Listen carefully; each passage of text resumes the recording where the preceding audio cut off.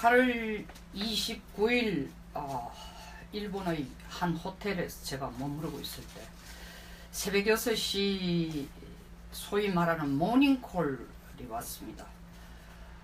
모닝콜 전화를 받자마자 뉴스를 보기 위해서 텔레비전을 틀었더니 난리가 났습니다.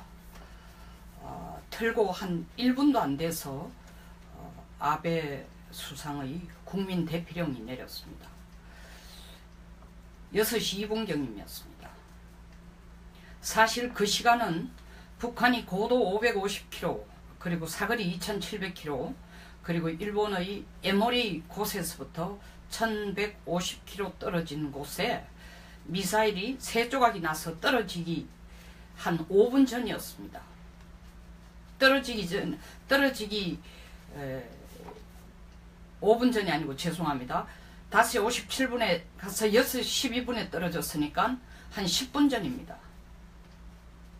그 시간이 일본 상공 실제로 영공은 아니지만 일본 상공을 미사일이 고도 550km 고도로 나르고 있을 시간에 벌써 일본은 수상이 나와서 미사일이 지나가는 통로에 해당하는 도와 현에 12개의 도와 현에 경보령을 내렸습니다. 그리고 대피령을 내렸습니다. 그리고 조금 있다가는 신칸센 지나가는 우리로 치면은 KTX죠. 신칸센을 일단 멈추도록 했습니다. 어떻게 보면 너무 호들갑스럽다 싶지만 그것은 결코 호들갑스러운 게 아닙니다. 한 5분쯤 있다가 제가 한국 뉴스나 네이버나 다음 다 찾았습니다. 아무 소식이 없습니다. 10분쯤 있다가도 아무 소식이 없습니다. 아무 일이 없습니다. 한국의 입장에서 보면은 일본 열도에서 일어나는 일이 한국하고 무슨 관계 있느냐. 더 나아가서는 국가적인 그 역사적인 감정 때문에 일본이 저렇게 되면은 더 기분 좋다 고소하다고 생각하는 극소수의 사람도 있을지도 모르겠습니다만 민족적인 역사적인 감정 때문에. 그러나 이것은 다른 나라에서 날아온 게 아니고 북한이 날려보낸 겁니다. 그것도 우리 안보와 가장 밀접한 관계가 있는 한미 연합 군사 훈련 기간입니다.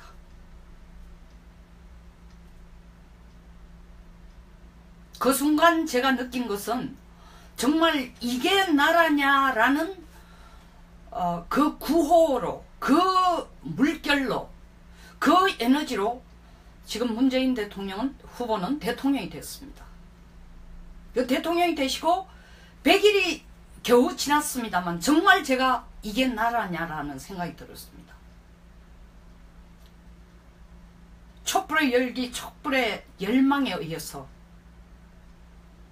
정권을 교체하고 더 안전하고 더 잘 사는 국가를 만들겠다는 약속을 하고 촛불 힘으로 지금 청와대에 입성했습니다. 그 촛불을 든 사람들은 지금도 이렇게 안이한 대한민국의 안보에 대해서 제대로 되고 있다고 똑같은 박수를 보낼지 저는 상당한 의구심을 갖고 있습니다. 대한민국 정부는 원래들의 미사일 발사가 12차례 있었습니다. 우리에게는 13차례죠. 사실은 7월 28일까지 12차례 8월 26일 우리 UFC 훈련기간 중에 동해로 3발이 발사됐습니다.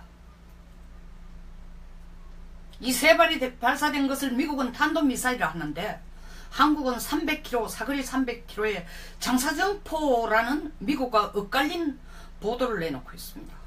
어제 국방부 차관이 국회 국방위에서 진짜가 뭐냐라고 얘기하니까 우리가 발표를 잘못한 것이다.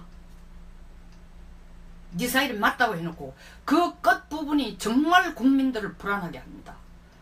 초기 정보가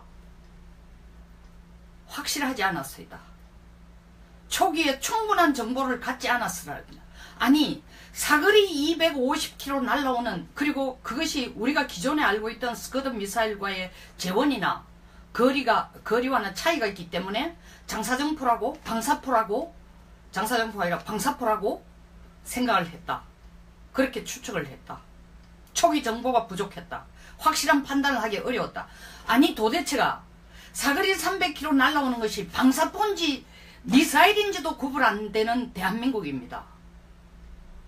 연간 국방비를 40조 가까이 쓰면서 그렇게 킬체인 우리 독자적으로 탐지하고 판단 내리고 발사하고 발사할지 결심하고 발사하는 것까지 킬체인 한다고 돈을 수조 원 들이고 KAMD 한다고 한국식 방어망을 한다고 현재까지 15조 이상의 돈을 들여놔놓고 북한에서 날아오는 게 미사일인지 방사포인지도 아직 구분이 안 되는 게 국방부입니다. 안보의식을 넘어서서 이거는 정말 저도 국방관계 일을 꽤 오래 한 사람이지만 이건 해도 너무하다. 차라리 국방차관이 그 말을 안 했더라면은 그나마 이해가 됩니다. 근데 초기 정보가 확실하지 않아서 만약에 진짜 다른 정치적인 이유가 있는 게 아니고 초기 정보가 확실하지 않아서 방사포와 북한에서 날아오는 미사일도 구분 못한다면은 이건 국방부가 국민을 위해서 존재할 명분이 없습니다. 이런 시점에 대통령은 이때까지 대화 중심으로 가자고 하더니 정말 일본 상공을 날아가는 미사일 보고서는 아베 수상과 통화를 해서 청와대의 발언에 의하면은 발표에 의하면은 북한 스스로가 대화에 나올 정도로 강경하게 밀어붙이라고 얘기했습니다. 어떻게 북한 스스로가 우리가 강경하게 밀어붙여서 대화에 나올까요? 이때까지 대화하자고 했는데 갑자기 그 말하면은 듣습니까?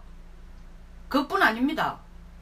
UFG를 시작하는 초기에 문 대통령이 얘기했습니다.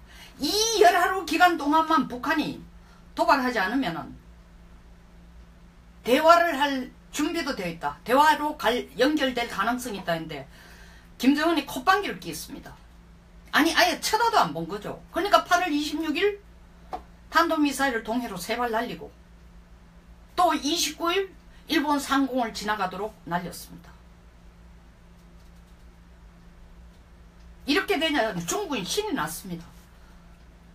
아니 도대체 북핵 미사일에 대해서 좀 억제를 같이 하는데 협조를 해달라고 하는데 왜 북한이 계속 도발하느냐 하니까 중국의 답이 가관입니다.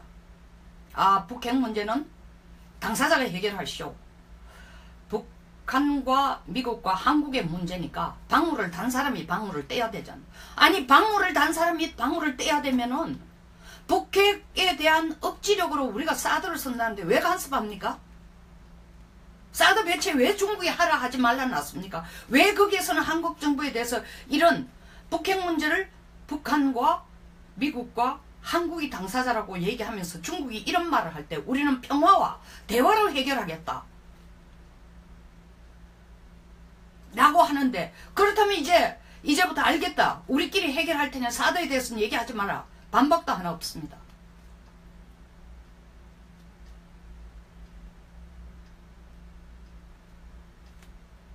문 대통령은 국내에서 전술핵 얘기가 나오니까 그것은 한반도 비핵화의 정면으로 배치되기 때문에 전술핵 배치는 고려할 수 없다고 했습니다. 아니 대통령이 한반도 비핵화의 정면 배치되기 때문에 전술핵은 고려도 하지 않는다고 하는데 국방부 장관은 워싱턴까지 날아가서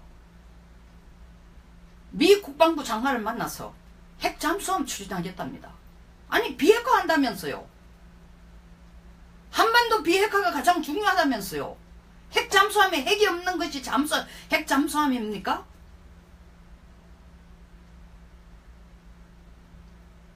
둘째, 이렇게 UFG 기간 동안에도 대통령도 나서서 얘기하고 워싱턴까지 날아간 국방부 장관이 또 작전권 이양 문제를 얘기합니다.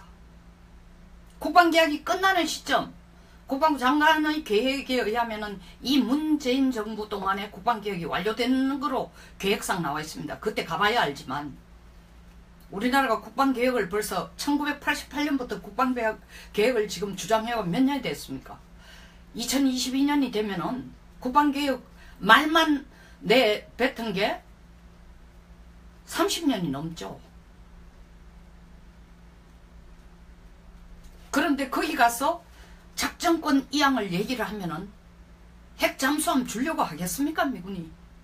세 번째로, 작전권 이양 얘기하면서 작전권 이양해서 주한 미군이 여기에 계속 주둔할지, 한미연합 세력이 어떻게 모양을 바꾸어 갈지도 보지도 않은 상황에서 미국이 그들의 외교 정책의 가장 핵심으로 주장하는 끌어온 NPT, 다시 말하면 Non-Proliferation Treaty, 핵확산 억지 조약을 미국 스스로 깨면서 우리에게 전술핵을 줄 가능성이 있습니까? 저는 전술핵을 미국이 안 줄 것이다 라는 거에 손을 들어주는 게 아니라 우리가 전술핵을 받고 핵 잠수함을 개발하는 것을 미국으로부터 허락을 받고 기술을 도입하려면은 평상시 미국에게 한미동맹은 너무나 굳건하고 북한의 지금 하는 짓에 대해서는 우리는 미국보다 더 강경하게 앞장서서 억지를 할 테니 미국도 우리를 실망시키지 않을 수준으로 그 이상으로 우리를 도와서 북핵 억제에 나서달라고 해왔어도 전술핵 배치 얘기를 나오면 미국이 대답이 없고 핵 잠수함 얘기하면 미국이 대답이 없을 텐데 지금까지 미국과 계속 엇박자를 놓아왔습니다. 아니, 더 정확하게 얘기하면 노골적인 엇박자는 아닙니다. 더 헷갈리는 엇박자보다 더 절실한 게 사람 제일 환장하게 만드는 게 뭡니까? 환장이 방송용어로 안 맞다면 용서하십시오. 사람을 불편하게 하는 게 뭡니까? 두말하는 겁니다. 헷갈리게 하는 겁니다. 불분명한 겁니다. 차라리 직설적으로 도움이 필요 없다. 뭐 필리핀의 두테르테처럼 내놓고 얘기하는 것도 아니고 미국 앞에서는 한미동맹 없으면 우린 죽어요 해놓고 돌아서 바로 오면은 내가 운전사니까 당신은 빠지시오. 한미연합작전 아니면은 우리는 살아남을 수도 없고 미국의 도움이 아니었으면 나는 한국의 대통령이 될 수도 없다고 얘기해놓고 흥남부두에서 함선을 타고 거제도에 오지 않았다면 나라는 존재도 지금 있지도 않을 거다라고 얘기해놓고는 한미연합사와 한미연합전력이 어젓하게 존재하는데도 한국의 허가 없이는 미군은 작전을 할 수 없다. 한미연합작전, 오퍼레이셔널 플랜, 작전계획 5027, 5015가 다 한미연합전력으로 이루어지는 겁니다. 그 얘기는 연합세력 있을 필요 없다. 연합사, 연합전력, 연합전략 다 없애라. 없는 거로 치고 우리 혼자 하겠다는 얘기입니다.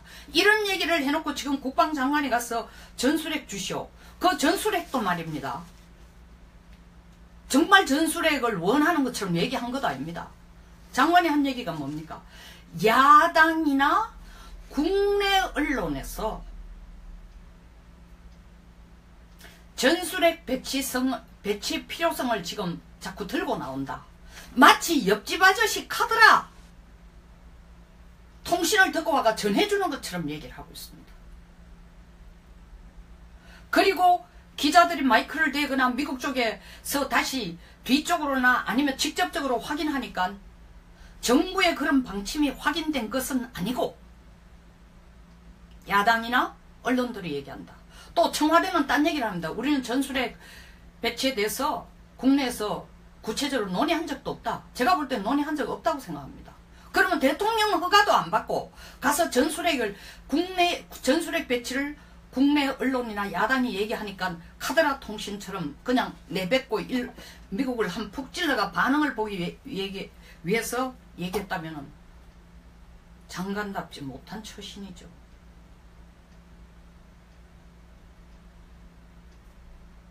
대통령과 합의도 안 된 사항을 거기 가서 그렇게 언급 얘기한다는 것. 그리고 작전권 이양, 지금 한미 군사훈련 있는 중에, 그리고 북한이 미사일을 우리 쪽으로 쏠고 그렇게 도발만 하지 않으면 대화를 하겠다는데 한마디로 코프라가 던지는 겁니다. 아닙니다. 거의 쳐다도 아예 완전히 무시합니다. 사람이 제일 기분 나쁜 게 뭔지 압니까? 사람을 가장 분노하게 하는 게 경멸입니다. 김정은이 우리를 지금 경멸하고 있어요. 근데 우리는 대한민국은 분노도 없어. 일본이 그 난리를 치고 제가 어제로 왔습니다. 어제 돌아왔습니다. 어제 돌아오기 전까지 시시각각 한국의 채널과 일본 채널을 일본은 계속 그 문제를 가지고 떠들고 있습니다. 전문가가 나와가 토론하고 방송을 거듭합니다. 그 사이에 국내 여론을 또 보니까 이런 기사가 나옵니다. 아베가 사학재단을 도와줘가지고 자기 정치 생명이 끝날 것 같으니 이걸 이용하기 위해서 저렇게 과장되게 방방 뜨는구나. 아무리 남의 나라 수상이고 남의 나라가 우리보다 잘 살고 잘 되니까 배 아프다 해도 그게 우리와 직접 관련이 없을 경우는 그렇게 얘기할 수도 있습니다만 우리 안보와 직접 관련됩니다. 일본 상공을 날아갔기 때문에 우리하고 관계없는 게 아닙니다. 미일안보조약이라는 근간이 뭡니까? 한반도 그 여러가지 내용이 있지만 일본의 경제를 위해서 그들의 Sea-Lane, SLOC, SLOC, Sea Lanes of Communication, 그들이 중동이나 다른 나라에 그들의 경제의 젖줄과 같은 무역을 할 수 있는 해상교통로를 보호하는 게 가장 큰 이유지만 그에 못지않게 한반도 유사시에 그것은 일본이 원해서가 아닙니다. 한국 전쟁이 거의 한창일 때에 미일안보동맹을 얘기를 하고 끝나서 미일안보동맹에 골자로 넣은 것이 한반도 유사시에 일본은 한반도의 후방기지가 되어라. 그 역할을 해주라. 후방기지라는 것은 우리가 작전계획 5027에서 미군이 증원 여기 와서 전쟁을 도와줄 인력을 병력을 보내고 탄약을 보내고 함선을 보내고 약을 보내고 탄약을 보내고 무기를 보내고 이거 전부 보내는 것을 한꺼번에 다 들어올 수 없는 항공기 전투기를 보내도 한꺼번에 다 들어올 수 있는 활주로도 없습니다. 구축함을 보내도 한꺼번에 정박해 있을 때도 없습니다. 탄약을 보내도 한꺼번에 다 들어올 수가 없습니다. 그러니까 일단 중간에서 대기하고 수리하고 정박하고 보조하는 역할을 해주는 것이 후방기지입니다. 따라서 일본의 후방기지 역할이 없다면 우리가 한국과 미국 사이에 연합작전계획 5027에 의해서 작전을 이행하는데도 제대로 미국이 할 수가 없습니다. 다시 말하면 작전계획을 작전 내 차질이 생긴다는 겁니다. 미우나 고우나 역사적인 감정이 뼛속 깊이 있다 손치더라도 한반도 유사시에는 미일안보동맹이 존재하는 한 일본은 우리가 아무리 밉더라도 미국과의 약속을 지키기 위해서 그리고 나아가서 그것이 동시에 자기들의 국가 이익이기도 합니다. 한국을 위해서 후방기지 역할, 후방 지원을 해야 됩니다. 때문에 북핵위협이라는 것은 바로 한반도의 안보에 바로 직격탄을 던지는 가장 심각한 위협입니다. 그렇기 때문에 미일동맹이라는 게 우리와 전혀 관계없는 게 아닙니다. 미일동맹이 있기 때문에 한미동맹과 미일동맹이 있기 때문에 우리가 한일 군사협력, 군사기밀보호협력을 체결한 것입니다. 아니 국방부 차관이 나와서 250km 날아간 것이 UFC 동안 250km 날아간 것이 미사일인지 방사폰지도 구분이 초기에 정보가 부족해가 모른다면 뒤집어 얘기하면 제가 여러 차례 얘기했습니다. 북한에서 미사일을 쏘면은 우리보다 훨씬 빨리 정확한 정보를 얻는 게 일본의 군사위성 사기 4대를 가지고 있는 군사위성에 의해서 정보 분석해서 그들은 주일미군과 주한미군에게 전달합니다. 태평양 함대사령부에도 보내고 우리가 한일 간의 직접적인 군사 비밀 보호 협정이 없기 때문에 일본은 직접적으로 우리한테 정보를 분석한 정보를 안 줍니다. 극단적으로 말해서 그것을 주한미군과 미국에게 먼저 주면은 주한미군 한미연합사에 전달돼서 우리에게 전달합니다. 그럴 리가 없겠고, 그래서는 안 되겠지만 미국이 그리고 주한미군이 우리한테 우리가 꼴보기 싫으면은 일본으로부터 받은, 일본이 분석한 자료, 일본이 탐지한 내용을 있는 그대로 우리한테 안 줄 수도 있습니다. 그걸 우리가 확인할 방법도 없어요. 그렇기 때문에 한일 군사보호협정, 다시 말하는 한일 간에 한 다리를 걸쳐, 미국을 통하는 게 아니라 한 다리를 걸쳐 바로 우리가 일본이 분석한 자료라든가 확보한 정보를 얻기 위해서 한일 군사 기밀보호협정을 체결한 것입니다. 이걸 지금 적극적으로 활용해야 될 텐데, 그리고 무조건 일본에게 정보 얻은 거 내놔라고 요구해야 되는데, 우리가 이렇게 반대하니까 일본이 나서가 주고 싶은 마음도 없습니다. 도대체가 일본 상공에 날아가는 것을, 날아가는 북핵 미사일을 우리에게 직접적인 위협인데도 제가 들어가 봤더니 어떤 시청자 내지는 네이버 구독자가 쓴 얘기가, 우리나라 전쟁이 나면 앞으로 다른 나라를 통해가 먼저 알게 될 것이다. 전 상당히 개연성이 있는 게 아닌가 싶은 생각이 듭니다. 이렇게 엉망진창인 상황에서 대통령의 얘기, 군 통수권자입니다. 나라의 안보를 위해서 최종적으로 책임져야 될 대통령의 철학과 이야기, 지시와 국방부, 한미동맹을 강화하고 더 잘해보자고 간 국방부 장관의 말과, 그 다음에 현지에 앉아서 국방위에 앉아서 대답하는 차관의 강도와 수준과 내용이, 저는 그건 정치적인 계산 때문에 그런 건 아니라고 생각합니다. 군은 정치적인 계산을 해서 군이 행동하는 순간 나라 안보는 끝납니다. 그렇기 때문에 옛날부터 군을 정치 중립으로 있으라고 하는 이유가 그겁니다. 정치적인 이유 때문에 대통령이 하는 얘기, 그리고 대통령이 국민에게 하는 얘기 달리, 또 워싱턴에 보낼 때에 국방부 장관에게 하는 얘기 달리, 국방부 장관 또 대통령 청와대에서 하는 얘기하고 달리, 이렇게 엇박자가 나는데 어떻게 국민이 신뢰를 할 수 있겠습니까? 일본 상공을 지나간 미사일 얘기 좀 더 하겠습니다. 터지자마자 전문가들, 군사 전문가, 학교, 그리고 각 부처 연구소에서 전문가들이 나와서, 그리고 미국에 있는 전문가, 캐나다에 있는 전문가들이 다 나와가지고 얘기를 합니다. 한국 전문가는 정작 부르지도 않더군요. 어떻게 보면 일본도 우리를 무시하는 거죠. 무시해서 무시하는 게 아니라 한미일 안보 협력을 철저하게 한다면서도 너희들은 믿고 이것을 협력하고 얘기할 파트너가 못 된다고까지 지금 생각하고 있기 때문에 저렇게 하는 게 아닌가 싶습니다. 물론 자기 국내의 일이 너무나 정신이 없는 상황이니까 내 집에 불 났는데 옆집까지 생각할 여유가 없는 것도 있지만, 그러나 방송은 또 다르죠. 이야기를 다 들어봐야 되는데, 일본인의 현지의 반응은 도대체 한국은 이해가 안 된다. 이런 문제가 터지니까 방산 주가 올라간다는 기사 나오고 방송 나오고,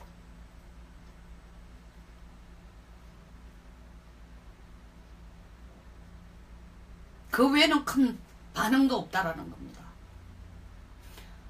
일본이 그러면 북한 미사일을 요격을 못 했는 건가 안 했는 건가, 두 가지 토론이, 치열한 토론이 있었지만 두 가지 다 맞습니다.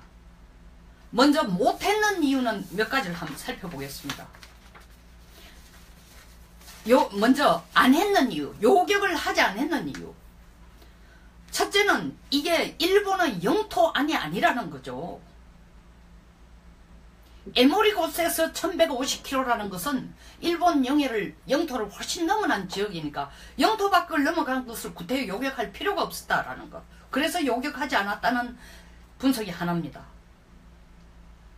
두 번째로는 북한 미사일의 고도가 550km를 날아갔습니다. 우주법에 의해서, 국제간에 체결하는 우주법에 의해서 일반적으로 말하는 대기권 밖, 대기권 위에 100km 이상은 영공으로 보기 어렵습니다. 그렇기 때문에 영공이 아닌 곳을 날아가는 다른 국가의 무기에 대해서 대응하는 것이 적절하냐? 만약에 대응했을 때 여기에 대한 또 논란이 상당히 있을 수 있다. 그리고 엄밀하게 말하면은 상공을 날아갔지만 영공에 포함되지 않는 거니까 영공 침해라고 보기 어렵다. 이런 이유로 요격하지 않았다는 겁니다. 그러나 동시에 요격하지 못했다. 이건 캔낫이죠. unable. 할 수 없었다라는 거에는 더 많은 논란과 더 많은 토론들이 있습니다. 첫째로는 아무리 550km라도 그게 우리의 영공이 아니라 손치더라도 일본도 자위를 위해서는 자국에 대한 위협이 될 때는 그때 요격 미사일 발사했어야 되는데 못한 것은 헌법 구조의 근거를 요격 미사일 SM-3 스탠다드 미사일이라고 합니다. SM-3는 고도 거의 500km까지만 커버를 합니다. 어떻게 보면 북한이 교묘하게 이 국제법을 이용한 것도 있지만 동시에 일본의 SM-3의 기술 수준을 이용한 것도 있지만 그걸 교묘하게 이용 안 하고 그게 정상 궤도라 치면은 또 다른 한편으로 해석한다면 정말 북한의 미사일 능력은 어마어마한 거죠. 그러니까 500km 이상을 커버를 할 수가 없었습니다. 그게 두 번째 요격을 못했다는 겁니다. 그리고 처음부터 화성 12를 잡을 수 있는 SM-3가 안 돼 있다는 거. 세 번째, 지난 7월 미사일 발사 후에 일본 나름대로 아주 이 요격 미사일을 다시 탁 정비를 해가지고 다 요소에 배치를 했습니다. 근데 스탠다드 미사일 3, SM-3는 중국 쪽에 가까운 남쪽에다가 배치를 했습니다. 그래서 이 남쪽에 배치한 것은 홋카이도하고 정반대쪽이에요.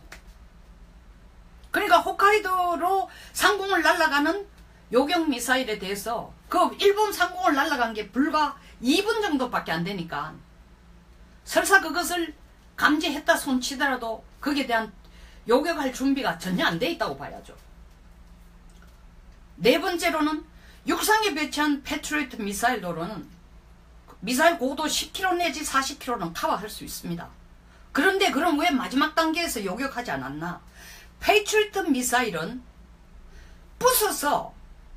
미사일을 부숴서 소위 말하는 조각조각내가 떨어지게 하는 겁니다. 그런데 그 조각조각내에서 대기로 진입하면 대기권 내로 진입을 하고 이 일본 상공이나 바다로 떨어질 경우에 그리고 또 옆으로 파편이 날아갈 경우에 다른 나라 위성에게도 피해를 줄 수 있고 일본 국민들에게도 피해를 줄 수 있습니다. 다섯 번째로 일본 상공을 날아가는 시간이 실제로 2분이니까 현실적으로 격추하는 시간이 너무 짧았다는 거죠. 설사 그게 SM-3를 홋카이도에 배치해뒀다 손치더라도. 여섯 번째로는 100% 요격 가능성을 확신할 수 없었습니다. 왜냐하면 실전을 해보질 않고 미국처럼 요격 미사일 가지고 중동이나 아프간 같은 데서 이란 같은 데서 직접 써본 경험이 없기 때문에 이 무기에 대한 요격 미사일에 대한 검증에 만약에 1%라도 차질이 생길 경우에는 일본 국내 여론이 더구나 세계에서 가장 핵에 대해서 민감한 국민들의 여론이 들끓을 것이고, 그보다 더 중요한 것은 만약에 실수를 할 경우에 김정은 콧대만 더 높아집니다. 별 볼 일 없지. 일본이 요격 미사일을 가져도 우리는 감당할 수 없어.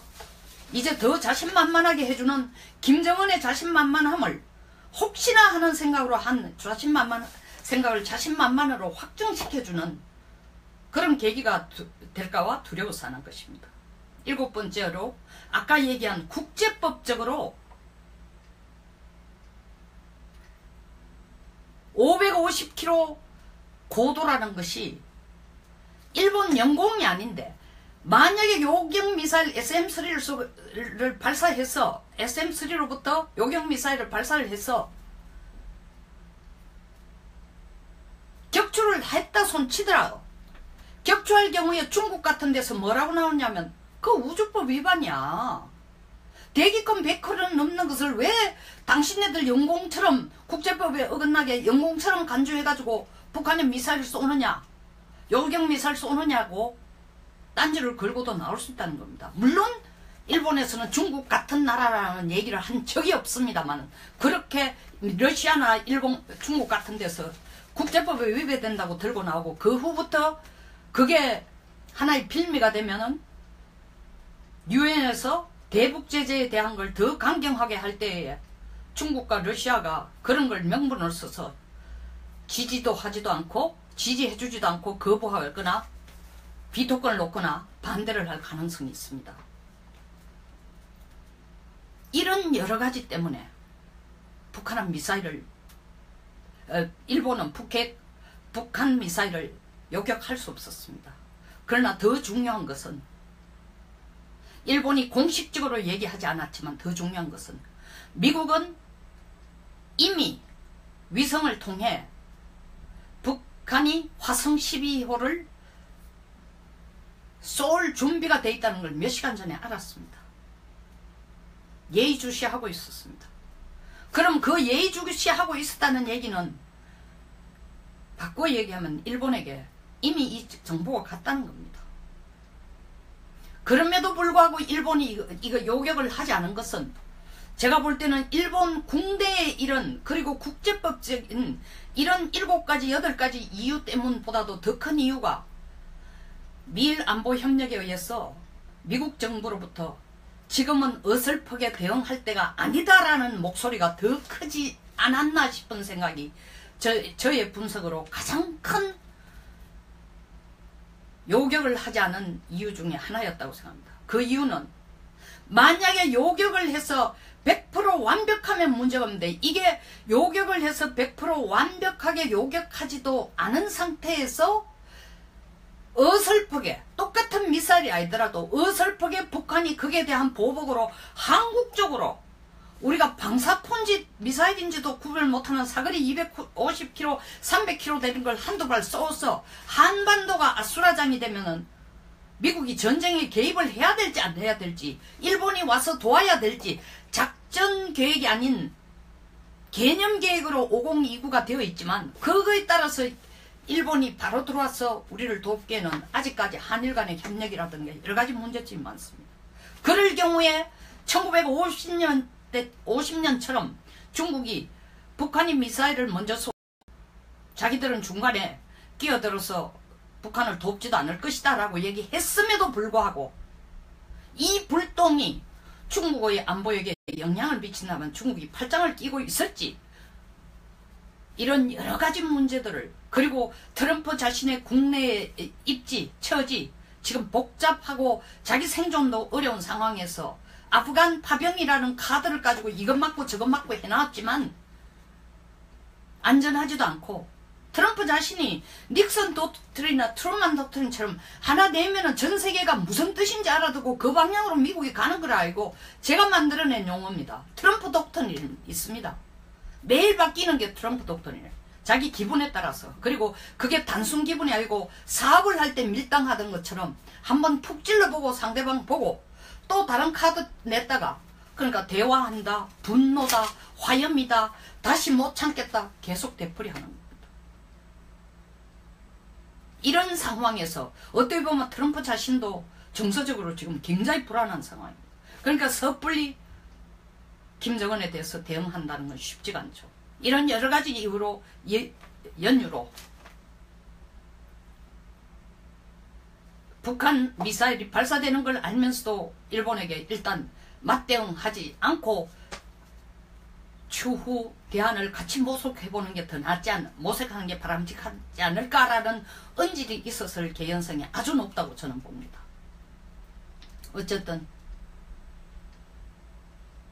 이런 상황에서 우리는 계속 예의주시하고 있다. 엄중하게 대처할 것이다.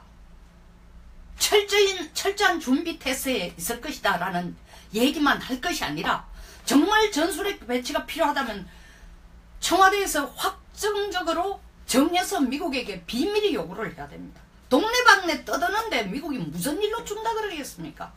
핵잠수함 정말 하고 싶다면 정말 지도새도 모르게 추진해야 됩니다. 미국 와싱턴에 가서 떠드는데 미국이 내놓고 핵잠수함 주겠다고 도와주겠다 해도 좋다. 미사일 발사거리 늘려라. 쉽지 않습니다.